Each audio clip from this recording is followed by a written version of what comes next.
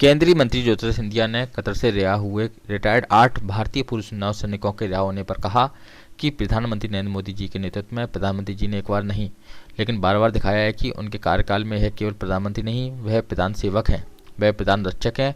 और चाहे यूक्रेन युद्ध के समय में हो जब भारतीय विद्यार्थियों को सुरक्षित वापस लाया गया, चाहे अनेक ऐसी घटनाएं 10 साल में हुई, एक एक भारतीय को सुरक्षित वापस लाने का बीड़ा और जिम्मेदारी प्रधानमंत्री जी के द्वारा सफलतापूर्वक संभाली गई है।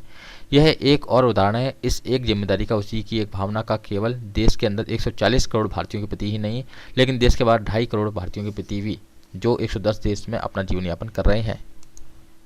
के लिए आज उपस्थित हूँ। भारत की बड़ी विदेश नीति की जीत हुई है। कतर से पूर्व सैनिक थे, भारतीय नौसैनिक, उनको रिहा कर दिया गया। मध्य प्रदेश के इसमें शामिल सात भारत आ गए। प्रधानमंत्री नरेंद्र मोदी जी के नेतृत्व में प्रधानमंत्री जी ने एक बार नहीं लेकिन बारंबार दिखाया है कि उनके कार्यकाल में वे केवल प्रधानमंत्री नहीं हैं, वे प्रधान सेवक हैं, वे प्रधान रक्षक हैं। और चाहे यूक्रेन के युद्ध के समय में हो, जब भारतीय विद्यार्थियों को सुरक्षित वापस लाया गया, चाहे अनेक ऐसे घटनाएं 10 साल में हुई हों जहां एक एक भारतीय को सुरक्षित वापस लाने की बीड़ा और जिम्मेदारी प्रधानमंत्री जी के द्वारा सफलतापूर्वक संभाली गई है।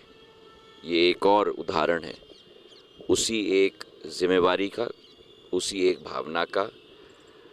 केवल देश के अंदर 140 करोड़ भारतीयों के प्रति नहीं लेकिन देश के बाहर 25 करोड़ भारतीय के प्रति भी,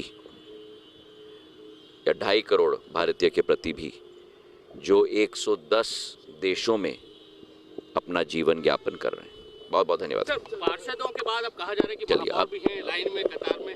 केवल आज मांझी महाराज के यहाँ में प्रोजेक्ट नहरों के रहा है, उसको लेकर लगातार आपकी कोशिश भी थी, आपने डिब्बों को रुकवाया था कि हमारी यही सोच है कि एक तो ग्वालियर से श्योपुर और श्योपुर से कोटा ब्रॉड गेज का की हमारी योजना बड़ी तीव्र गति से चल रही है।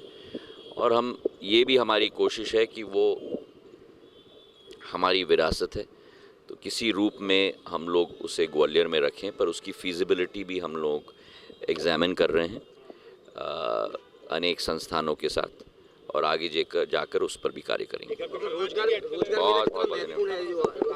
बहुत महत्वपूर्ण है। ये 12वीं संस्करण है और आज 1 लाख रोजगार के अवसर प्रधानमंत्री जी के द्वारा दिए।